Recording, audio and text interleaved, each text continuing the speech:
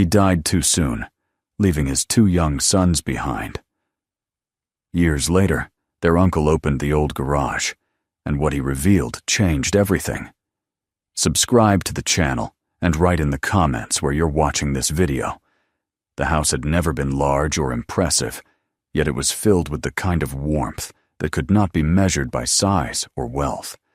Its walls were lined with old photographs, faded but carefully kept, and the kitchen always seemed to carry the faint scent of oil and metal mixed with bread and simple meals.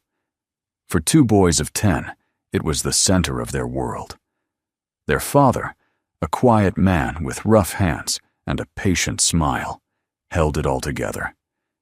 He was a mechanic by trade, though to his sons he was more magician than laborer.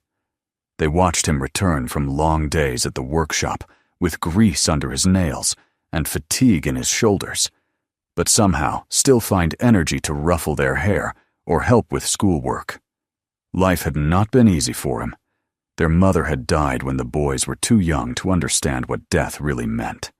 There were only photographs now, a woman with laughing eyes holding 2 infants, images yellowed by time and touched with fingerprints, where the boys had tried to feel what they could not remember. The father never spoke ill of her, nor did he linger on grief. Instead, he built a life of quiet determination, working long hours, keeping the house in modest repair, and making sure his sons felt loved even when money was thin. The garage behind the house was his sanctuary. To the boys, it was a place of mystery and wonder, always closed, always humming with the soft clank of tools when he was home. Sometimes, late at night, they would sneak to their bedroom window and see the thin line of light under the garage door, hear the occasional grind of a drill or the metallic ring of a wrench. When they asked what he was doing in there, he only smiled and said he was working on something important for the future. They imagined engines and bicycles, maybe some secret machine. Whatever it was, it felt like a promise. As the years passed, the father's strength seemed unshakable, but small signs began to show. It started with little things, longer rests after dinner, hands that sometimes trembled when he lifted a heavy object, coughing fits he tried to hide behind a closed door. At first, the boys barely noticed. Children are quick to accept what is familiar. But over time, the changes deepened. He came home more exhausted, often retreating to his room for short naps that stretched into hours. The laughter that once came easily after supper grew quieter, replaced by long silences as he sat staring into some distance only he could see. Still, he worked. The garage door would click shut each evening, and the soft rhythm of his tools would fill the night air. Even when the cough worsened, even when his face turned pale and his shoulders slumped, he disappeared into that space as though it held the last pieces of his strength. The boys learned to tiptoe around it, respecting what they didn't understand. They whispered between themselves about what their father might be building, sometimes imagining fantastic machines or even a small airplane. The thought that he might be racing against time never crossed their minds. The illness advanced with cruel patience. There were days when he could not get out of bed, his breathing shallow, his body shaking with effort just to stand. Yet he forced himself to move, to keep some sense of normal life for his children. He still packed their lunches, still tried to help with homework when his hands weren't trembling too much to hold a pencil. He never once complained. He would look at them with that same quiet love, as if trying to memorize their faces. The boys sensed something was wrong long before anyone told them. Children feel the weight of unspoken truths. They saw the way their father's clothes hung looser, the way his skin lost color, the way his eyes sometimes lingered on them as though searching for courage. But he never sat them down to explain. Perhaps he wanted to spare them the fear, or perhaps he believed he could fight longer than his body would allow. In the evenings, he still disappeared to the garage, sometimes coughing so hard they worried he might collapse. Yet every morning, he returned with a faint smile and the strength to be their dad for another day. As the winter drew near that year, his decline became undeniable. He stopped going to the workshop entirely. Neighbors came by now, and then to check in, offering food or small help. But there was little family presence beyond an occasional visit from his older brother. That man, the boy's uncle, was kind, but distant, living his own life across town, visiting only when he could. The other relatives were almost strangers, their interest long since dulled by distance and quiet disapproval of the father's simple, unglamorous life. The garage grew even more mysterious then. Some nights the boys awoke to the sound of movement long after midnight, the clink of metal, the whir of a small machine. They would peek down the hallway and see the back door standing open, light spilling across the frosted yard as their father worked against time itself. They did not know that he was pouring the last of his strength into something they would not understand until much later. All they knew was that his love for them filled that small shed with light. Eventually, even that work slowed. The illness stole his energy day by day until the garage remained dark and silent. He spent his final weeks mostly in bed, the window beside him cracked to let in the smell of oil and cold air.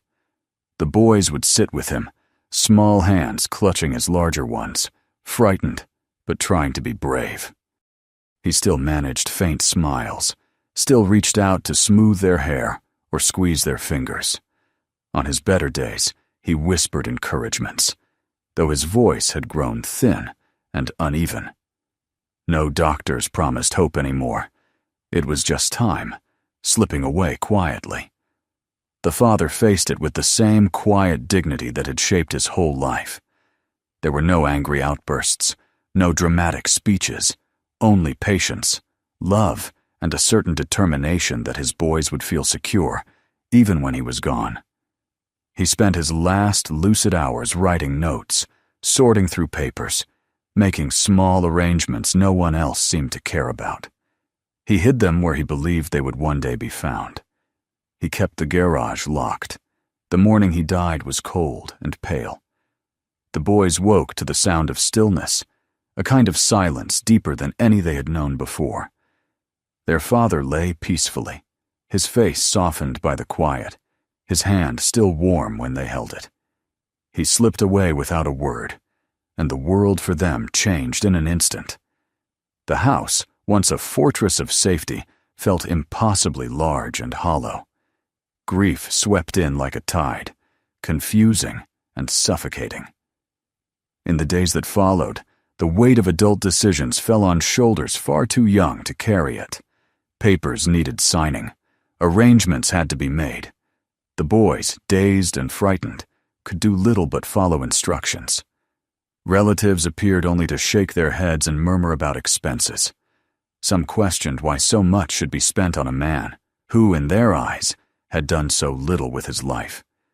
They whispered about wasted potential, about how foolish he had been to live so modestly. None offered real help. It was their uncle who stepped forward. He arrived quietly, without fanfare, and began to shoulder the burdens no one else wanted. He arranged the funeral, paid the bills, handled the paperwork, and reassured the boys in his gruff, gentle way. They didn't know him well, but in that moment, he became their anchor in a sea of loss. The funeral itself was small. Only a few neighbors came to pay their respects, people who remembered the father as a quiet but kind man who had once fixed their fences or repaired an engine without asking for much in return. No other family members appeared. The boys stood side by side at the graveside, clutching small flowers in trembling hands. The ground smelled of damp earth, and the sky hung heavy with gray clouds. They watched the coffin sink slowly into the soil and felt as though everything good in their lives was being buried with it. Their uncle stood behind them, a silent sentinel, one hand resting on each boy's shoulder. He said nothing, but his presence was solid and reassuring in a way that words could not match. When it was over, and the last handfuls of soil were thrown, the boys returned to the house one last time. It felt foreign now, hollowed out by absence. Their father's slippers still sat by the bed. His tools still hung neatly in the garage. But without him, the space seemed to have lost its soul. They wandered from room to room, touching familiar objects as though trying to hold on to him through things. Their uncle quietly packed the few essentials they would need. He did not rush them.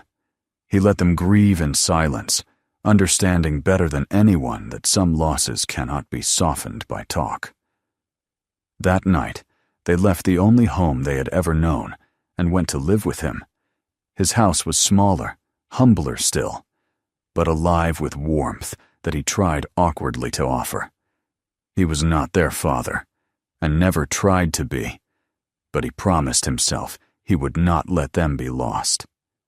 The garage they left behind remained locked, untouched, its secret sealed in dust and darkness.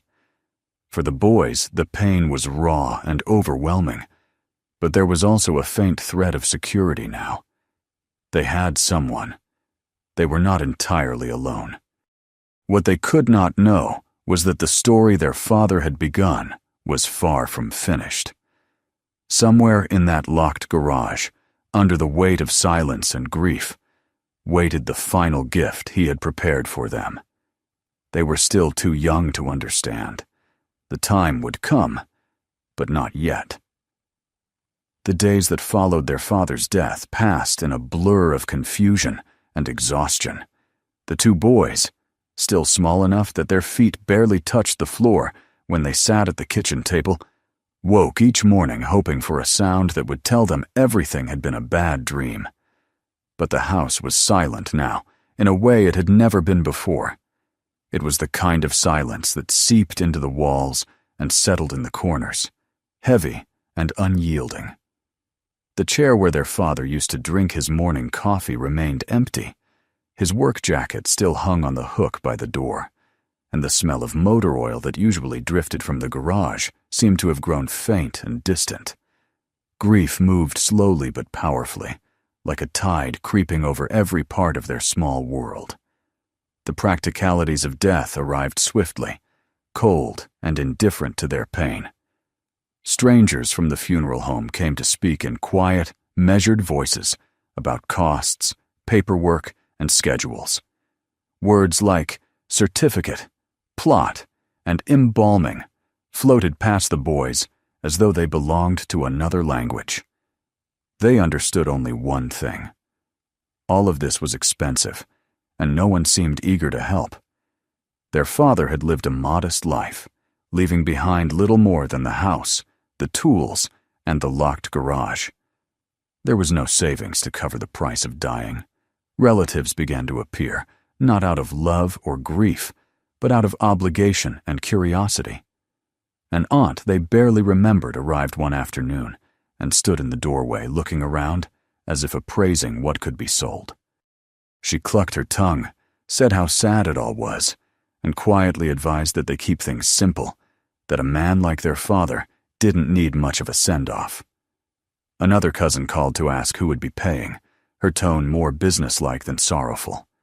Some sent brief messages filled with empty condolences, but offered no help, no presence. In whispered conversations, the boys overheard words that cut deeply, even if they didn't understand all of them. He never made much of himself, lived too small, don't throw money away on funerals.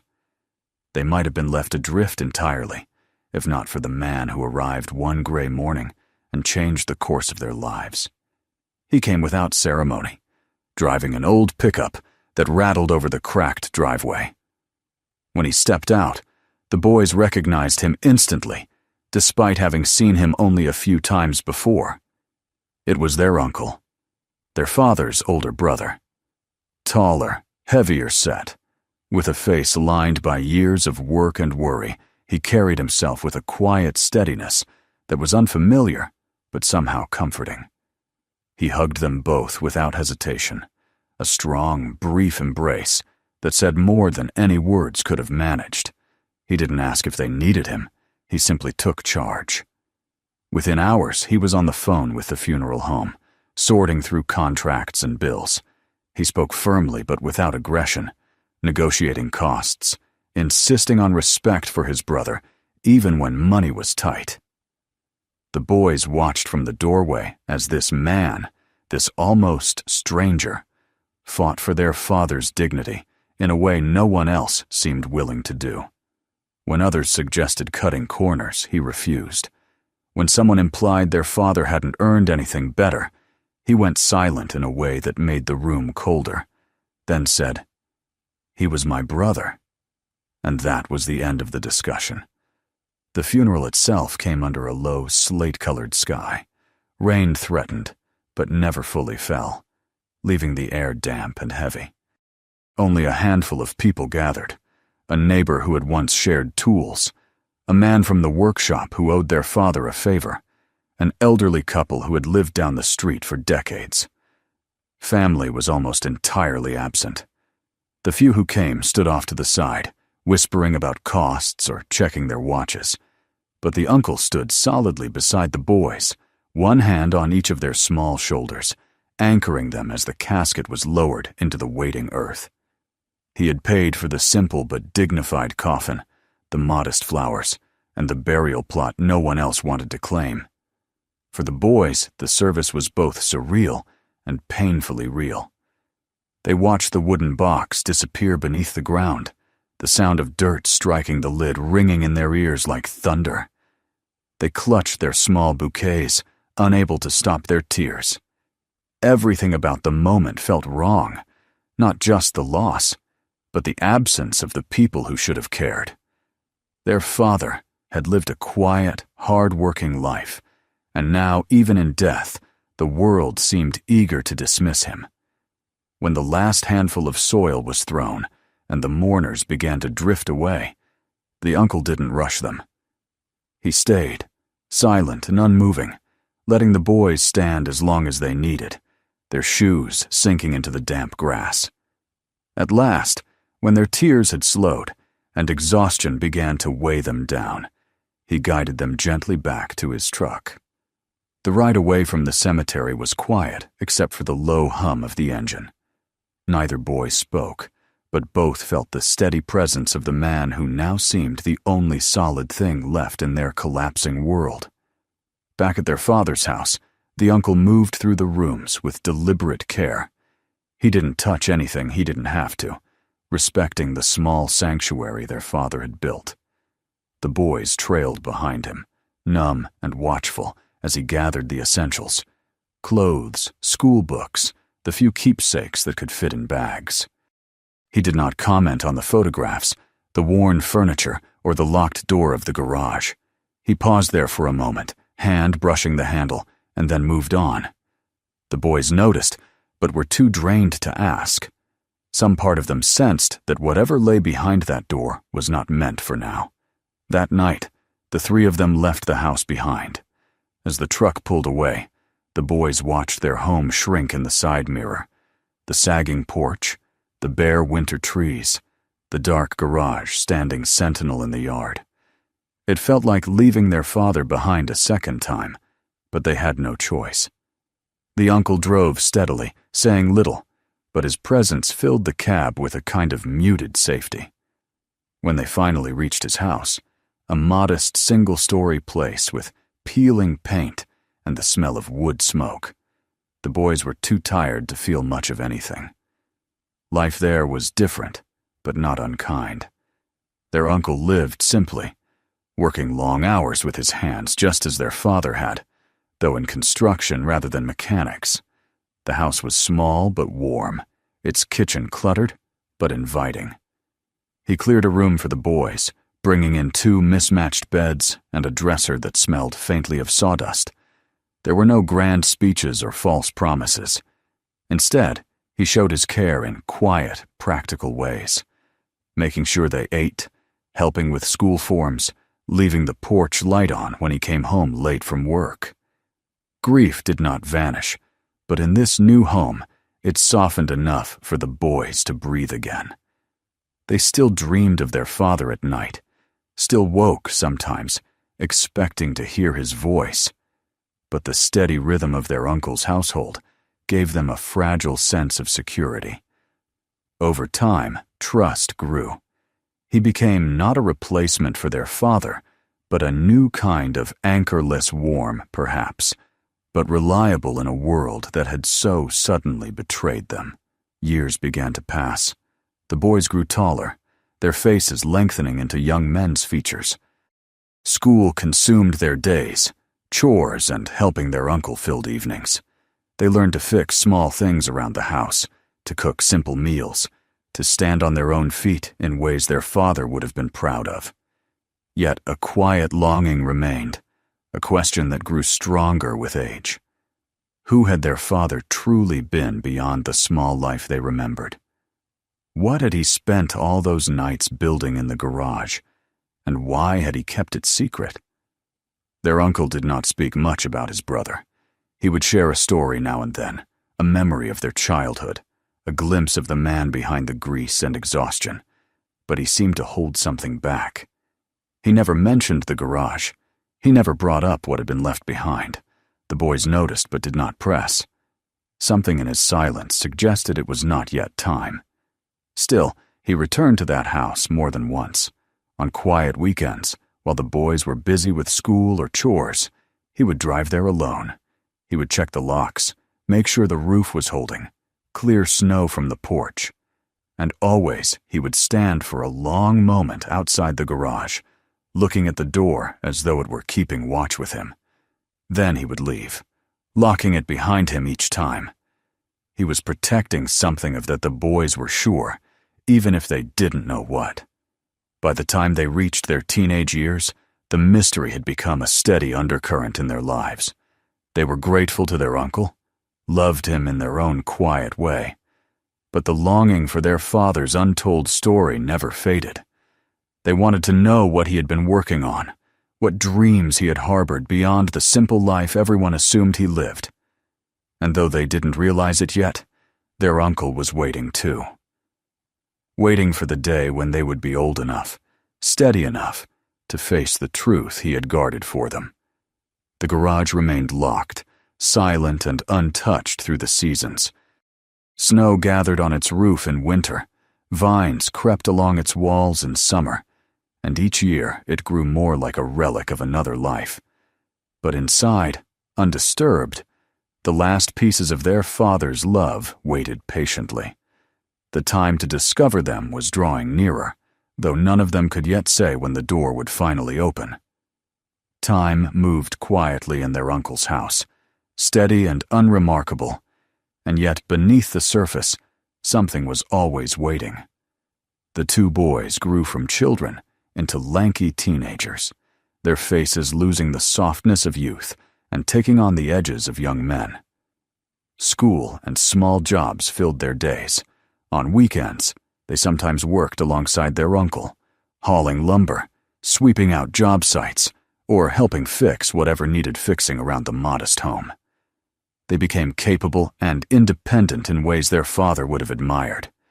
But no matter how busy life grew, the absence of their father was a silent undertone that never faded. They carried it quietly, each in his own way. As they grew older, curiosity sharpened into something more deliberate. They began to talk more openly about the man they had lost. At first it was small things, questions about how he had learned to fix engines, memories of his laugh, of how he could make broken things whole again. But gradually, their conversations turned toward the mystery that had lingered since childhood. The garage. They remembered the long nights when a single strip of light glowed beneath the door, the sounds of tools clinking and engines whispering under his hands. They remembered how he always told them it was something for the future, but never explained. The secrecy had been comforting once, a father's playful secret, but now it felt like an unfinished story that belonged to them. Their uncle listened more often than he spoke when they asked about their father. He would nod, sometimes smile faintly, and tell a brief story from their shared youth, how their father had once built a go-kart from scrap wood and lawnmower parts, how he could fix almost anything with patience and ingenuity. But he avoided the garage. Whenever they asked what their father had worked on in those long nights, the uncle's face grew thoughtful and quiet. That was his space, he would say softly, and change the subject. It was not a refusal born of secrecy for its own sake. It was the quiet patience of someone who believed in the rightness of timing. By the time the boys reached 15, they had begun to dream about driving. Cars fascinated them, the way they had fascinated their father, though neither had learned more than the basics. They watched friends at school brag about rides in new trucks or shiny sedans, but for them, cars were tied to something deeper. The smell of oil that had clung to their father's clothes, the gleam in his eyes when he worked in silence. Sometimes at night, lying awake in their shared room, they whispered about what might have been hidden behind that locked door. One imagined an old race car waiting to roar again. The other thought perhaps it was just spare parts, their father's unfinished dreams lost to time. But neither could let go of the mystery. Their uncle noticed. He always noticed more than he said. One chilly autumn evening, after dinner, when the air outside smelled of damp leaves and wood smoke, he sat in his worn armchair, watching them with an expression they couldn't read. They were taller now, nearly grown, their shoulders broader, their hands roughened by work. He saw in them the echoes of his brother, the set of the jaw, the quiet endurance, the glimmers of curiosity that would not die. He understood then what he had been waiting for. The boys were no longer fragile children stumbling through grief. They were strong enough now to face their father's legacy, to understand what had been left for them. He did not announce his decision with a speech. He simply said, almost casually, that they should go back to the old house that weekend. "There's something you need to see," he told them. The simplicity of the words carried weight neither could mistake. They exchanged a glance but did not press him. Some instinct told them that the time they had longed for had finally arrived. Saturday dawned gray and cool, a sky the color of pewter stretching over the quiet streets as the uncle's truck rumbled out of town. The ride was mostly silent, but it was not an awkward silence. It was the kind that grows when something important hovers just beyond reach. The boys stared out at fields lined with drying corn stalks and trees, already losing their leaves, hearts beating faster with each mile. When they turned onto the cracked driveway of their childhood home, memories rushed back in a flood. The house looked smaller than they remembered, more weathered. Weeds sprouted through the walkway, and the windows were dusty and dim. Yet despite its tired appearance, it was alive with ghosts.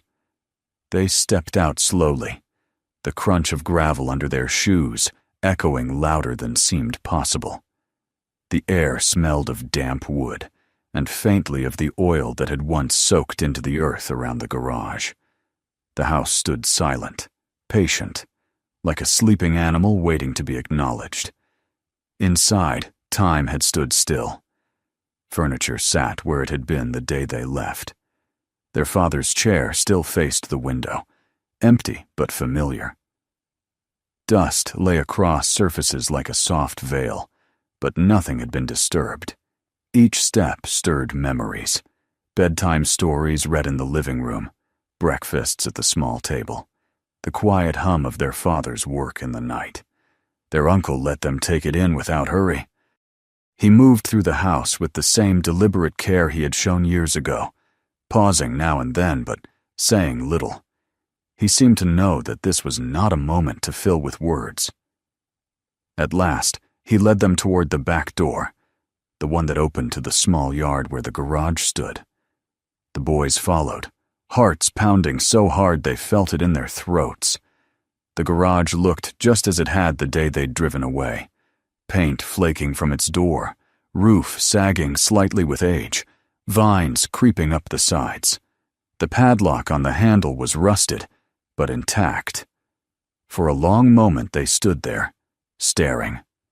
The boys exchanged a glance. Their uncle studied the door, as though remembering every visit he'd made alone. Then, with a slow breath, he reached into his jacket pocket and drew out a ring of keys. The sound of metal against metal was startling in the still yard. He sorted through the keys, found one worn smooth with years, and slid it into the lock. There was resistance at first, the kind that comes from long neglect, but with a final groan, the mechanism gave way. The uncle removed the lock and pulled the door open. The first breath of air from inside was cool and heavy with the scent of oil, metal, and time. Dust floated in the shaft of light that cut across the concrete floor. The boys hesitated on the threshold, overwhelmed by the sudden weight of memory and mystery colliding. Then, step by step, they crossed into their father's world. It was as though time had stopped the night he died.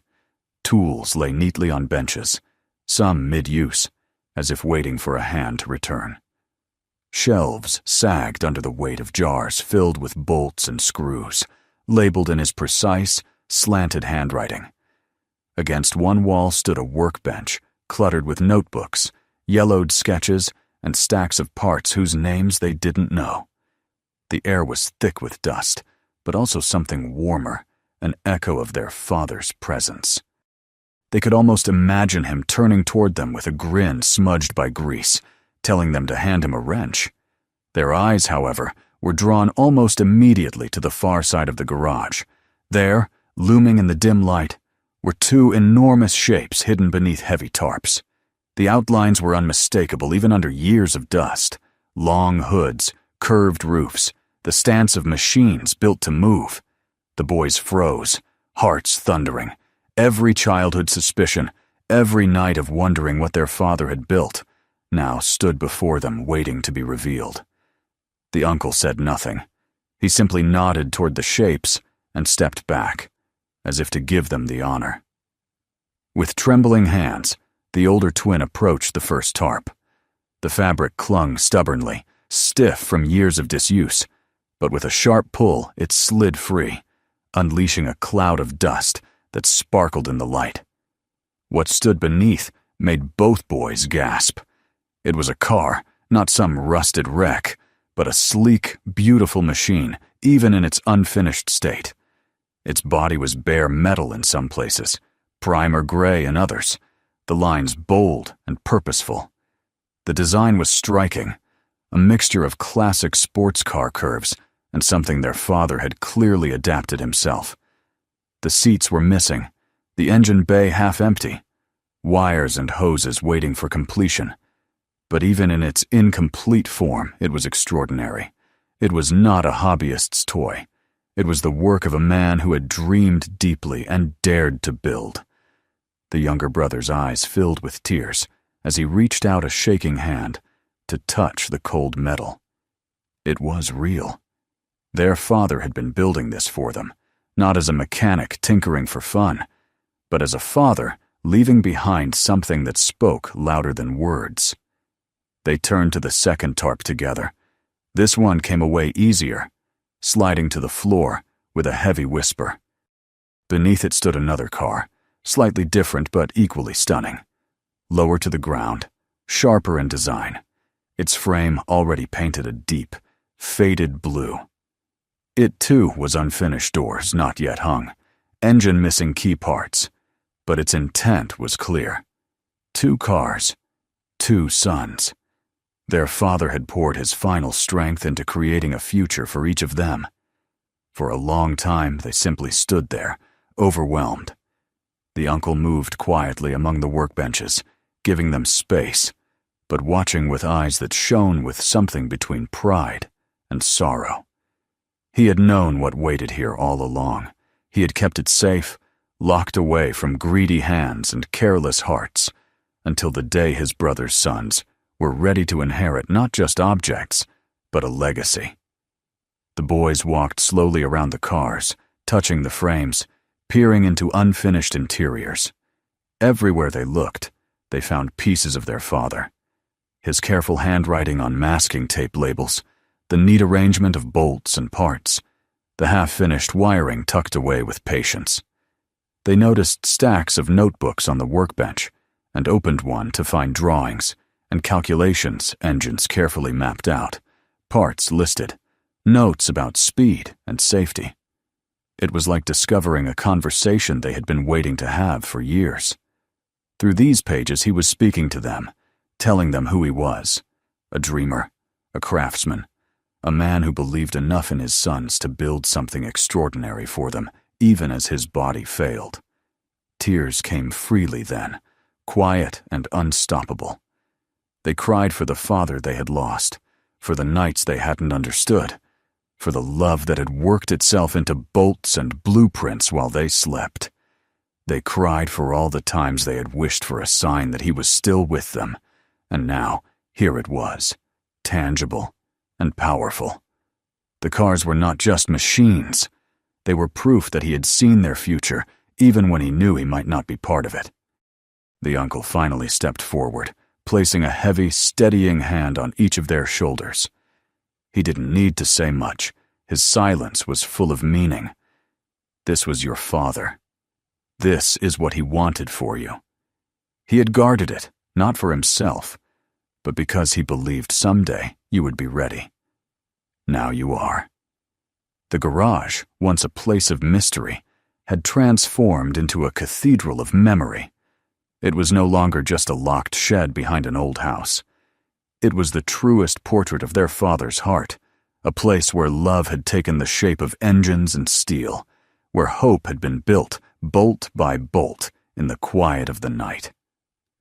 As dusk fell outside and the light softened across the metal frames, the boys stood together with their uncle and felt something shift inside them. Grief, long a heavy weight, began to change. It didn't leave, but it found a new shape, one filled with pride, determination, and a sense of purpose. They left the garage reluctantly when darkness finally swallowed the yard. The uncle locked the door again, but this time the sound of the latch was different. It was not a closing against them. It was a promise that they could return.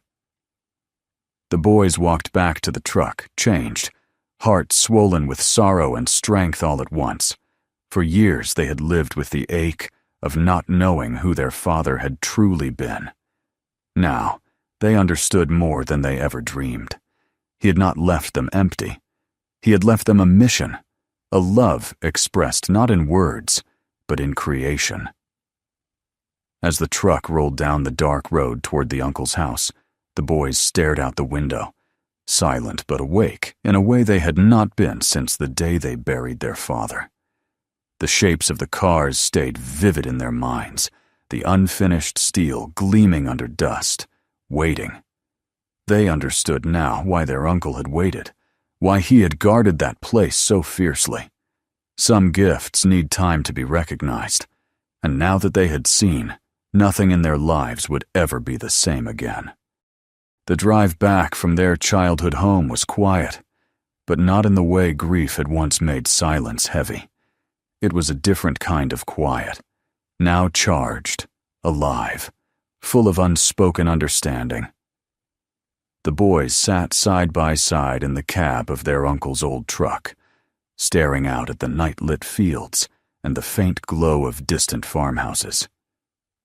Their minds were still in that garage, where dust hung in the light, and two unfinished machines waited like sleeping animals. They felt as though they had just met their father again, not as a fading memory, but as a man with a vision he had fought to leave behind. For years they had mourned him as someone ordinary, someone whose life had ended too soon and left little more than love and struggle.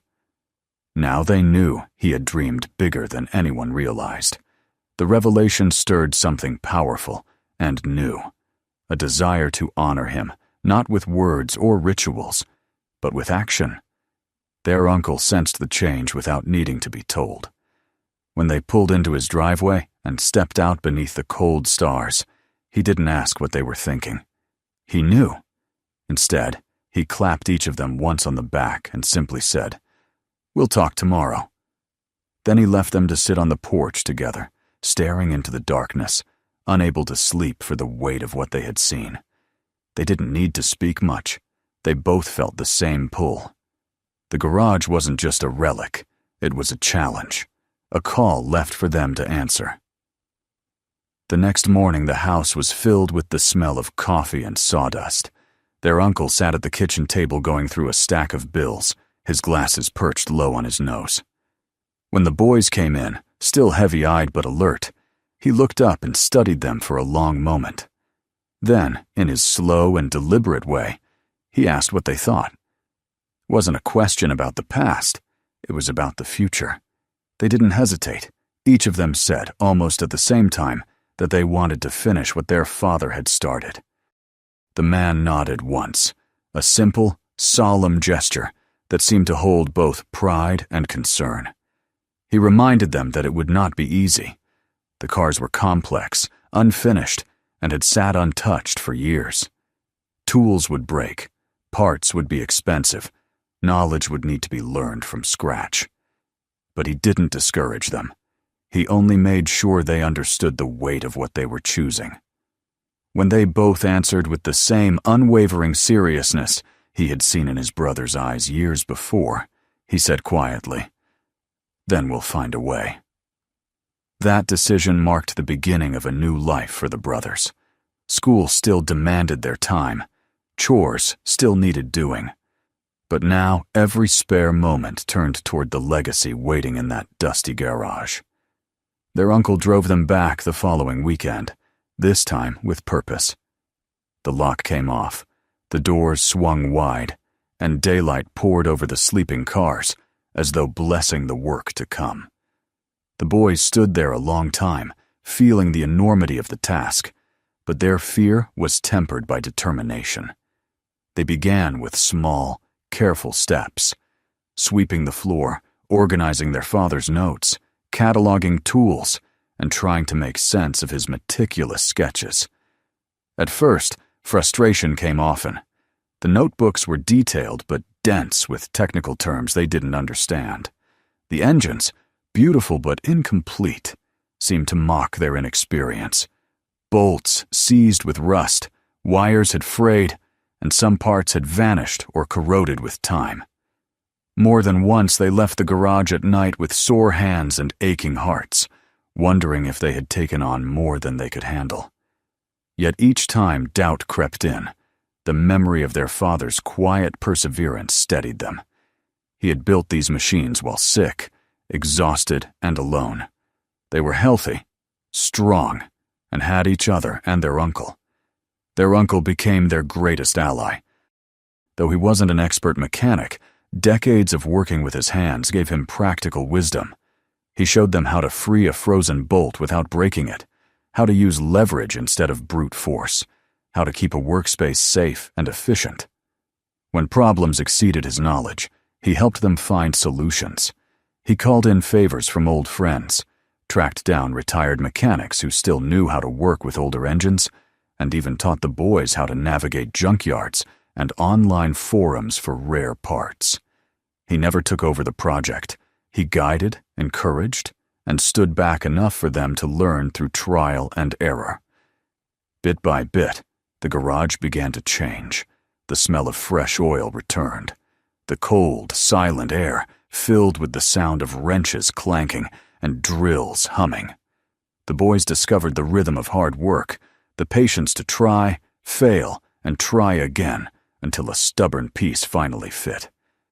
They learned to read their father's notes like another language, understanding how each line of calculation told a story about safety, balance, and speed.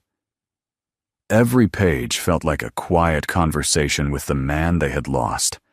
Sometimes they laughed at his scribbled side comments, small jokes or reminders to himself. Sometimes they stopped working altogether, overcome by emotion when they realized how carefully he had planned each step with them in mind. Weeks turned to months. The seasons outside shifted, winter frost melting into spring mud, summer heat pressing against the garage's thin walls. Inside, progress grew tangible. The first car's body was stripped, sanded, and primed anew.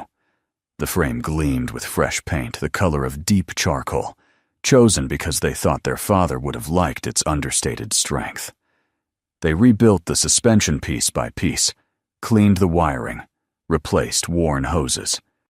The engine was a puzzle of complexity, but with help from their uncle's contacts and many long nights of study, they managed to rebuild it, bolt by bolt, until it stood proud and whole.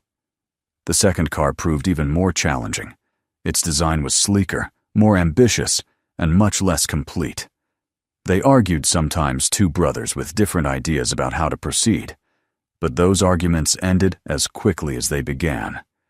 The work itself demanded unity. Slowly, stubbornly, they made progress.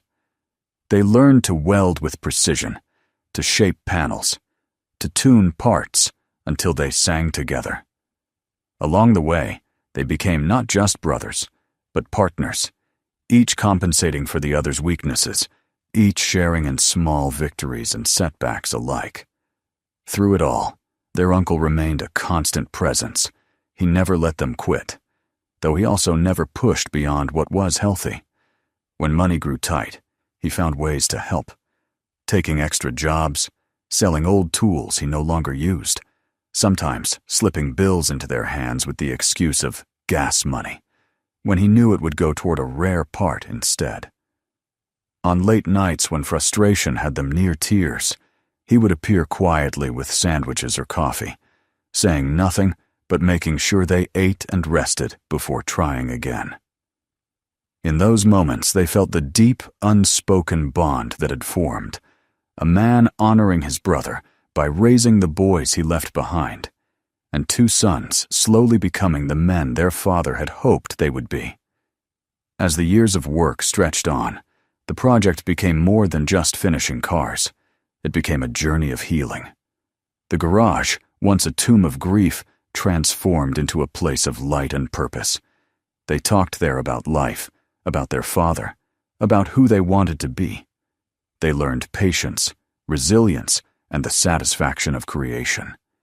Every finished section of engine or polished panel felt like reclaiming a piece of their father's love from the silence that had once swallowed it. The day the first car roared to life was like no other. It was a late summer afternoon, sunlight pouring through the open garage door, dust motes dancing in the warm air. The older brother sat behind the wheel, hands trembling on the key, while the younger stood ready with a camera half joking, but mostly wanting to preserve the moment. Their uncle leaned against the doorway, arms crossed, but eyes bright. When the engine turned over and then caught with a deep, throaty growl, the sound filled the space and their hearts at once. They shouted, laughed, cried, overwhelmed by joy and relief. It was as though their father had spoken through the machine, telling them he was proud, telling them they had done what he could not finish. Later, when the excitement settled into a quiet awe, they took turns sitting in the driver's seat, touching the wheel, feeling the hum of the engine beneath their feet. It wasn't perfect. There would still be tuning, adjustments, finishing touches. But it lived. They had brought it to life. In that moment, the years of loss felt different.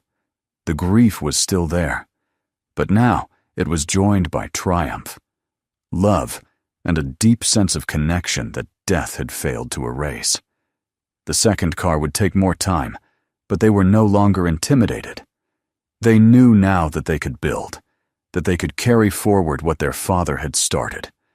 More importantly, they knew they were not alone. They had each other and the uncle who had stepped into a role he had never asked for, but embraced fully. Together, they had turned sorrow into strength and absence into legacy. When the sun set that evening, the three of them sat outside the garage on the old porch steps, watching the light fade. The first car sat just inside the doorway, gleaming faintly in the dusk. It was more than metal and paint. It was a bridge across years of silence and pain. One of the brothers leaned forward, resting his arms on his knees, and whispered that they would finish the second car no matter how long it took. The other nodded, eyes still shining from tears he hadn't bothered to hide. Their uncle didn't speak. He just reached out and rested a hand on each of their shoulders, the same way he had at their father's grave, steady and sure. The night settled softly around them, full of crickets and the faint smell of oil. The garage door stood open, no longer a barrier, but a welcome. Inside, the unfinished second car waited, and beyond it, the stacks of their father's notes promised years of work yet to come. But there was no fear in the waiting now. There was purpose, and purpose had become their inheritance. They had once been two boys lost to grief, taken in by a quiet man who saved them from being forgotten. Now they were young men shaped by love, resilience, and the labor of their own hands. They understood their father in ways they never had as children. He had not been a man of speeches or grand gestures. He had been a builder, patient and persistent, believing in the future even as his own time ran out. He had built for them, and now they would build for him. When they finally rose to go inside, locking up for the night, the older twin paused and looked back at the glowing shape of the car in the dim light. He smiled, not the smile of a child mourning, but of a son who had found his place in the long, quiet line of his family. Tomorrow they would return to work on the second car. Tomorrow they would continue what had begun years ago in the hands of a dying man who refused to stop loving his children. And somewhere, in the steady hum of engines and the scent of oil on their clothes, they felt certain their father was still with them. If this story moved you, make sure to subscribe so you never miss the next one. Take a moment to watch the next video waiting for you right now. There are more powerful stories you won't want to miss. And don't forget to share this video with your friends and family. Some stories are too meaningful to keep to yourself.